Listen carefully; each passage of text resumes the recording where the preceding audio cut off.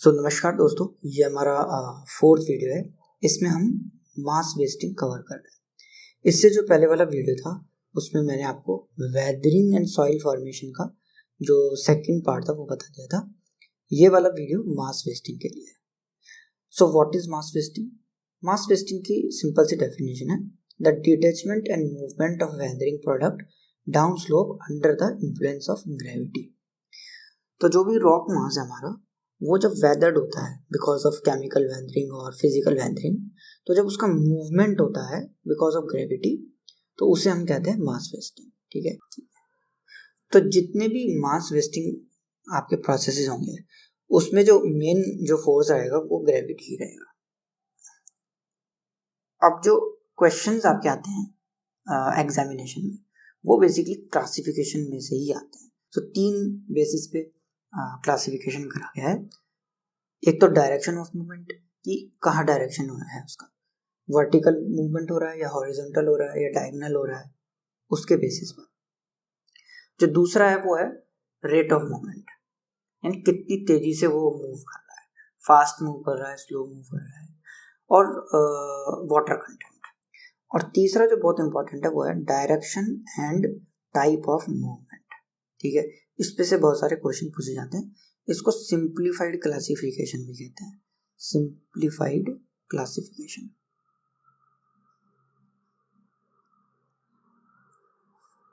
ठीक, तो अब पहला क्लासिफिकेशन देख लेते हैं, डायरेक्शन ऑफ मूवमेंट। तो डायरेक्शन ऑफ मूवमेंट में तीन तरीके के आपके मूवमेंट होंगे। एक वर्टिकल मूवमेंट होगा, एक लेटरल मूवमेंट होगा और एक डायगोनल मूवमेंट होगा।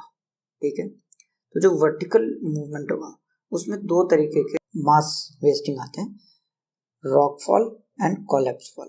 ये हम आगे अभी देखेंगे। जो थर्ड वाला क्लासिफिकेशन उसमें ये सारे आ जाएंगे आपके। ठीक है, तो लेटरल मास क्लासिफिकेशन में तीन तरीके के होते हैं, स्प्रेड, ब्लॉक स्लाइड और कैम्परिंग।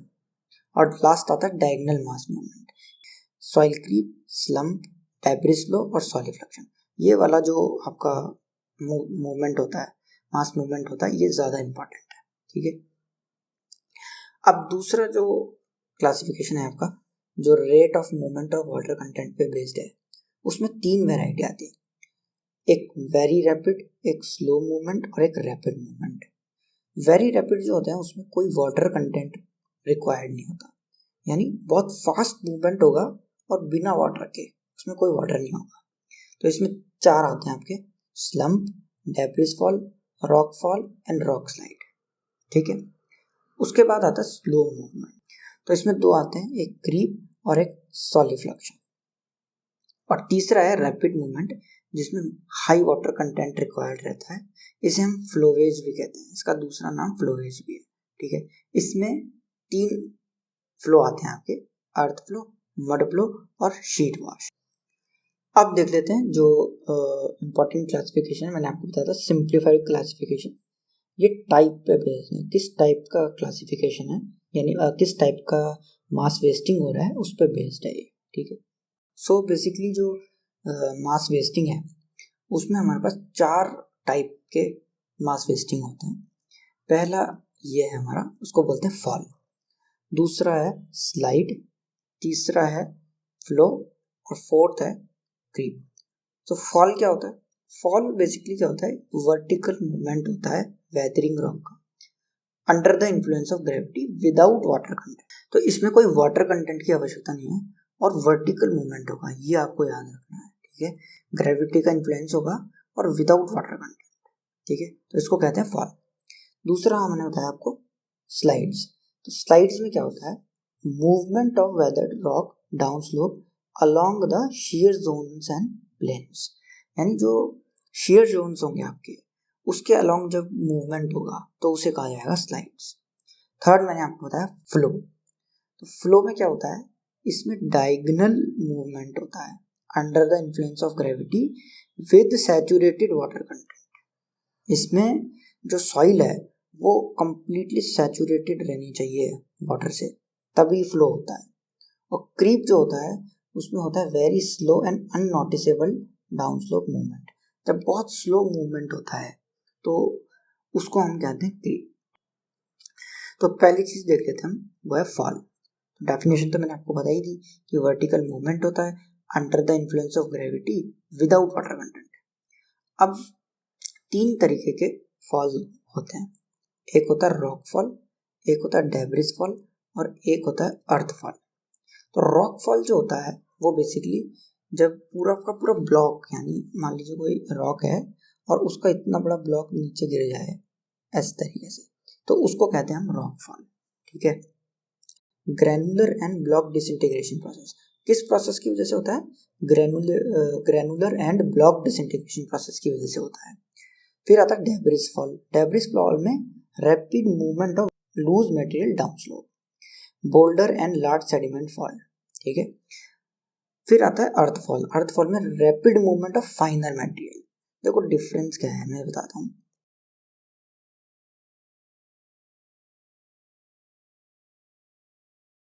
ये 3 वर्ड याद रखने हैं आपको। रॉक का मतलब बिग ब्लॉक, डेब्रिस का मतलब बोल्डर कॉबल्स और अर्थ का मतलब होता है वेरी फाइन सेडिमेंट, जैसे कि क्ले। जैसे ये वर्ड आएगा समझ जाना कि उसका मतलब है, डेब्रिस का मतलब है कि उसमें बोल्डर्स एंड कॉबल्स हैं। रॉक है तो उसका मतलब है कि बिग ब्लॉक है। अर्थ है तो उसका मतलब है वेरी फाइन सेडिमेंट है। ठीक है। तो ये इसमें देख सकते हो आप किस तरीके से फॉल होता है। तो जैसे यहाँ पे आप देखो कि कोई क्रैक है, उस क्रैक में आइस जो है वो आइस जम गई और तो उसकी वजह से फ्रॉस्ट वेदरिंग होगी, यानी फोर्स लगाएगी, ये आइस एक्सपेंड होगी, उसकी वजह से ये जो ब्लॉक होगा वो गिर जाएगा। तो आप देखो यहाँ पे ये ब्लॉक गिर गया, इस वजह से यहाँ पे देख सकते हो कितने ब्लॉक्स पड़े हुए हैं रॉक्स के। फिर दूसरी चीज आती है स्लाइड्स। तो स्लाइड्स में movement of weathered rock down slope along shear zone and plains. तो इसमें भी देखो वही है, रॉक स्लाइड, फिर डेब्रिस स्लाइड और अर्थ स्लाइड, ये 3 तो इम्पोर्टेंट ही है। तो रॉक स्लाइड में लार्ज रॉक मास स्लाइड है ना, डेब्रिस में large scale slide, fine material then rock slide. तो रॉक स्लाइड से फाइनर मटेरियल होंगे जिसमें कॉन्ग्लोमेरेट्स वगैरह होंगे तो उसको डेब्रिस स्लाइड कह देंगे। अर्थ स्लाइड में more finer sediment than debris, simple. अब इसमें एक इसकी फेवरेबल कंडीशन होती है, वो इम्पोर्टेंट है कि जो स्लाइड होता है वो हर कहीं पे नहीं होता, उसके लिए 3 कंडीशन फुलफिल होना जरूरी है। पहला कि एक स्टीप हिल स्लोप होना चाहिए, बहुत स्टीप स्लोप होना चाहिए आपका, ये जो थीटा है बहुत स्टीप होना चाहिए। उसके बाद फॉल्ट स्क्रैप, ऑलरेडी इसके अंदर कुछ फॉल्ट स्क्रैप मौजूद होनी चाहिए। ठीक है, तब स्लाइड होगी। उसके बाद डिग्रेडेड हिल बाय डिफोरेस्टेशन। देखो इनमें से जो फर्स्ट 2 फैक्टर है ये तो नेचुरल फैक्टर है, तो इस पे हमारा कोई कंट्रोल नहीं है। लेकिन ये जो फैक्टर है ये एंथ्रोपोजेनिक फैक्टर है, तो इस पे हमारा पूरा कंट्रोल है, हम इसको बचा सकते हैं। बाकी लैंडस्लाइड्स होना हम कंप्लीटली बचा नहीं सकते, ये नेचुरल है। ठीक है। इसमें एक और वैरायटी आती है, उसको कहते हैं स्लम्प। तो स्लम्प भी एक स्लाइड की ही वैरायटी होती है अलग से, वो हम देखेंगे। तो उसमें होता क्या है, उसमें बेसिकली कर्व्ड, जैसे शेयर प्लेन्स में होता है ना शेयर जोन्स, तो ये शेयर जोन्स जब कर्व हो जाते हैं इस तरीके से, ठीक है, ये सॉइल है और इस सॉइल में ये कर्व्ड शेयर जोन्स है, तो जब इसके अलोंग मूवमेंट होता है उससे कहते हैं स्लम्प। ठीक। तो ये देखो अभी यहाँ पे मैंने बता रखा है, तो ये पूरा सेडिमेंट है आपकी, और यहाँ पे आप देखो ये फॉल्ट स्क्रैप, ये कर्व्ड शेयर जोन्स हैं, इसके अलोंग जो है मूवमेंट हो रहा है, तो इसको कहते हैं हम स्लम्प। फिर आपके पास आता है फ्लो। अब इसमें 3 वैरायटी होती है, इसमें रॉक फॉल नहीं होता, फ्लो सिर्फ सेडिमेंट का ही होता है।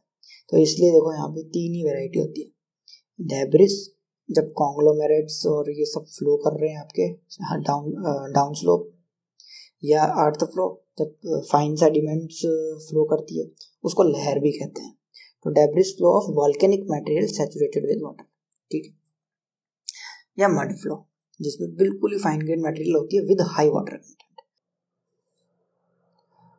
तो ये वाला जो पार्ट आप देख रहे हो जहाँ पे ये सॉइल ऐसे आके बाहर की तरफ आ गई, ये सॉइल, ये वाला पार्ट, इतना पार्ट, ठीक है, इसमें एक्चुअली 2 चीजें हैं, इसको हम कहते हैं फ्लो, जहाँ पे सॉइल बाहर तक आ जाएगी, और ये वाला जो पार्ट है जिसमें सिर्फ डिप्रेशन हो रखा है, सॉइल बाहर नहीं आई, फ्लो नहीं हो रही, इसे हम कहते हैं स्लम्प। जो लास्ट चीज आती है वो आती है क्रीप एंड सॉलिफ्लक्शन। ठीक है, तो क्रीप में क्या होता है, कि बहुत स्लो मूवमेंट होता है सेडिमेंट का। अब स्लो कितना स्लो?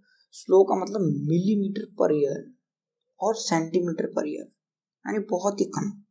तो उस मूवमेंट को हम कहते हैं क्रीप। ठीक है, तो इस तरीके से होता है। यहाँ पे आप देखो जो सॉइल पार्टिकल है ये बहुत हाई वाटर कंटेंट के अंदर स्लोली स्लोली मूव करने लगता है। ठीक है, पहले ऊपर जाते हैं फिर नीचे, ऐसे करते करते आगे की तरफ बढ़ते हैं और बहुत ही स्लो, सेंटीमीटर पर ईयर के हिसाब से। ठीक है, बहुत कम है ना सेंटीमीटर पर ईयर, तो उसको हम कहते हैं क्रीप, सिंपल। ठीक,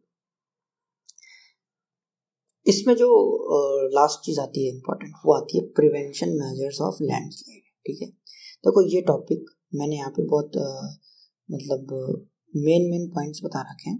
ठीक है, डिटेल में कवर नहीं करा है, क्योंकि ये जो टॉपिक है, जो प्रिवेंशन वाला टॉपिक है, ये जो आपका एक हैजार्ड वाला जो टॉपिक है, नेचुरल हैजार्ड्स वाला, उसमें ये कवर होता है। नेचुरल हैजार्ड्स में लैंडस्लाइड्स और साइस्मोलॉजी वाला जो अर्थक्वेक है वो सारे कवर होते हैं, तो उसमें ये सारे डिटेल में वहाँ पे आ जाएंगे। ठीक है, अभी मैं यहाँ पे सिर्फ मेन पॉइंट्स मैंने आपको बता दिए।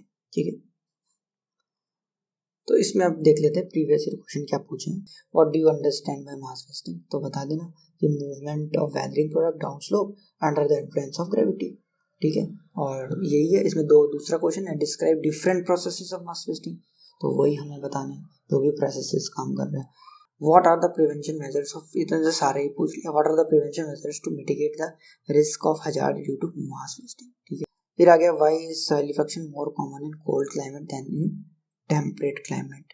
ठीक है, देखो उसका रीजन क्या है कि अगर टेम्परेट क्लाइमेट होगा तो वहां पे मूवमेंट जो होगा ना सॉइल का वो फास्ट हो जाएगा, तो उसको सॉइल इफेक्शन नहीं कहेंगे फिर हम। ठीक है, वो तो फिर डेब्रिस फॉल हो जाएगा या डेब्रिस फ्लो हो जाएगा। सॉइल इफेक्शन की मिनिमम जो रिक्वायरमेंट कंडीशन है वो है स्लो मूवमेंट। स्लो मूवमेंट, तो स्लो मूवमेंट वहां ज्यादा होगा जहाँ पे आइस रहेगी। आइस जो होती है क्या होती है, जैसे आइस मेल्ट होती है तो थोड़ा सा मूवमेंट होता है, फिर वापस आइस में कन्वर्ट हो जाती है, फिर थोड़ा सा मूवमेंट होता है, फिर वापस आइस में कन्वर्ट हो जाती है। तो इस तरीके के मूवमेंट में क्या होता है, बहुत स्लो मूवमेंट होता है, इसलिए कोल्ड क्लाइमेट में ज्यादा होता है। ठीक, name and explain the factor that control the mass wasting. What role does water play in various type of mass wasting, क्या आप बता सकते हो। Differentiate between planar and rotational slide. तो ये क्वेश्चन बेसिकली रोटेशनल स्लाइड का simple सा मतलब है स्लंप। आपको बस यही बताना है, स्लाइड्स के बारे में ही बताना है। प्लेनर स्लाइड में जितनी भी स्लाइड है अदर देन स्लंप वो बतानी है, और रोटेशन स्लाइड में स्लंप बताना है, बस इतना ही बताना है। ये मेंस का सवाल है। इसमें जो प्री है उसमें सवाल इतने नहीं आते। ठीक है, मेंस में ज़्यादा सवाल आते हैं, क्योंकि ये जो टॉपिक है वो बहुत कनेक्टेड टॉपिक है डिजास्टर मैनेजमेंट वाले टॉपिक से। ठीक है, तो इस वीडियो में इतना ही। नेक्स्ट वीडियो में हम देखेंगे geomorphic cycles and there interpretation. ये टॉपिक मैं पहले ले रहा हूँ, फिर बाद में हम स्लोप एंड ड्रेनेज देखेंगे और फिर धीरे धीरे करते जाएंगे। Thank you.